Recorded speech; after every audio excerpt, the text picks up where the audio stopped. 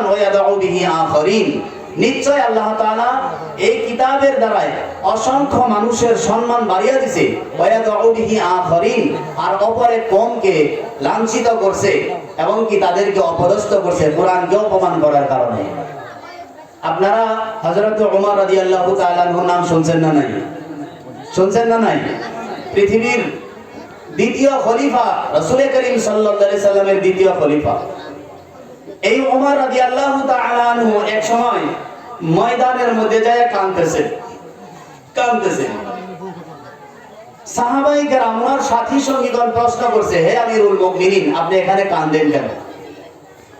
সম্মানীয় বন্ধুগণ আমার, আমিরুল মুমিনিন খলিফাতুল মুসলিমিন হযরত ওমর রাদিয়াল্লাহু তাআলা আনহু বলতেছেন, ও ভাই শোনো, যখন কোরআনের ছায়ার তলে আসতাম না, যখন ইসলাম কবুল করছিলাম না, রাসূলের কথা যখন মানি নাই, অর্থাৎ যখন কাফের ছিলাম, ইসলাম কবুল করার আগে এই ময়দানের মধ্যে আমি আসছিলাম, বাবার সাথে আসছিলাম, দাদার সাথে আসছিলাম, উট রাখার জন্য এই ময়দানের মধ্যে আসছিলাম, এই উট চড়ানোর জন্য আসছি। উট দুপুরিয়া মরুভূমি এলাকা, গরম সহ্য না করতে পেরে উটের নিচে যায় আরাম করতাম, উটের চেহার মধ্যে আরাম করতাম, আর উঠে বিভিন্ন লেদা সোনা আমার উপরে যা দিবার সবকিছু দিত। ও সাথী সঙ্গীগণ শোনো, আমি আজকে কাঁদতেছি এই কারণে, এক সময় উটের রাখাল ছিলাম আমি, উটের লেদা সোনা আমার উপরে সবকিছু করতো। আজকে কোরআনের ছায়ার তলার আসার কারণে সারা পৃথিবীর মানুষেরা আমাকে আমিরুল মুমিনিন বলে ডাকে। বন্ধুগণ আমার, সাহাবায়ে কেরামের নাম পৃথিবীর মানুষেরা জানতেন না, একটা মাত্র কারণে জানি, নবীজির সুহবতে থাকছে, কোরআনের আইন মানছে, কোরআনের ছায়ার তলে আসার কারণে পৃথিবীর মানুষেরা সাহাবীদের নাম শুধু নাম উল্লেখ করে না, সাথেই রাদিয়াল্লাহু তাআলা আনহু পর্যন্ত উল্লেখ করে। এই হলো কোরআনের তলে আসার কারণে কি সাহাবীরা কত মর্যাদাবান হয়েছে। আজকে যেই কোরআন আমাদের হাতে আছে, কোরআন হাতে থাকার কারণে জালিমদের কাছে আমরা অপমানিত কেন হই? কোরআন আছে, শুধু কোরআনের জায়গায় আমার আমলটা কোরআনের মতো হয় নাই। কথা বল ঠিক কিনা? আজকে বিভিন্ন সময় বিভিন্ন জায়গায় মুসলমানদেরকে, মুমিন মুমিনাতদেরকে অপমান করে, লাঞ্ছিত করে। কোরআনের উপরে যদি এই মুমিনগুলো আমল করে, মুসলমানগুলো যদি কোরআনের আদর্শকে মেনে চলে, নবীজির আদর্শকে যদি ফলো করে, পৃথিবীর কোন বাপের বেটার হিম্মত নাই মুসলমানকে অপমান করার জন্য। সম্মানীয় বন্ধুগণ, আজকে কোরআন আছে, কোরআনটা তেলাওয়াতই করতে পারি না, আর এর অর্থ কিভাবে আমরা বুঝবো? তেলাওয়াতই জানি না।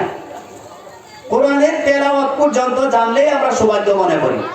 হালাকি কোরআন তেলাওয়াত করা আসল উদ্দেশ্য নয়।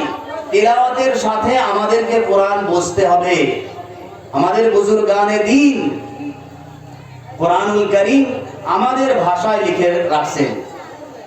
কোরআনের প্রত্যেকটি আয়াতের ব্যাখ্যা বাংলা ভাষায় আছে, অসমীয়া ভাষায় আছে। আমরা তেলাওয়াতই করতে জানি না, এগুলো পড়ার সময় কোথায়? ঘন্টার পর ঘন্টা মোবাইল নিয়ে ব্যস্ত, চায়ের দোকানে ব্যস্ত, বিভিন্ন আড্ডায় ব্যস্ত, গান বাজনার মধ্যে আমরা মগ্ন। এই করতে করতে জীবনটা 50 বছর শেষ করে দিলাম, কিন্তু কোরআনের কাছে আমরা আসলাম না। কথা বল ঠিক কিনা? আরো জোরে বল ঠিক কিনা? তাই এই কোরআন সেই কোরআন যেটা 1450 বছর আগে, 1500 বছর আগে নবীজির উপরে আসছিল।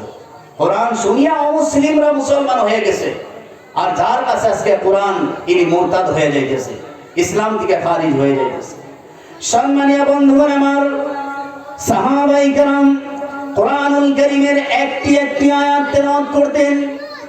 এই একটি আয়াত তেলাওয়াত করতেন, এই আয়াতের অর্থ বুঝতেন, ব্যাখ্যা বুঝতেন, নবীজির কাছ থেকে আর ব্যাখ্যা বুঝে নিতেন, এর মর্মটা, এর ভিতরে কি বলছে এটার ব্যাখ্যা বুঝতেন। এরপরে অন্য একটি আয়াত তেলাওয়াত করতেন। দ্বিতীয় আয়াত তেলাওয়াত করার পরে সাহাবায়ে কেরাম তার উপরে আমল করেছেন। এরপরে 3 নম্বর আয়াত তেলাওয়াত করেছেন, এর উপরে আমল করেছেন। এমন করে করে কোন সাহাবী পূর্ণাঙ্গ কোরআন অর্থ সহ ব্যাখ্যা সহ মুখস্থ করে দিয়েছেন। সাহাবায়ে কেরাম যখন পূর্ণাঙ্গ কোরআনুল কারীম মুখস্থ করে যখন এর উপরে আমল করেছে, আমল করার পরে যখন রাস্তা দিয়ে চলাফেরা করেছে, অন্যান্য মানুষেরা দেখতেন এই সাহাবী হাঁটতেছে যেন কোরআন সাথে সাথে সাহাবীদের চলে যাইতেছে।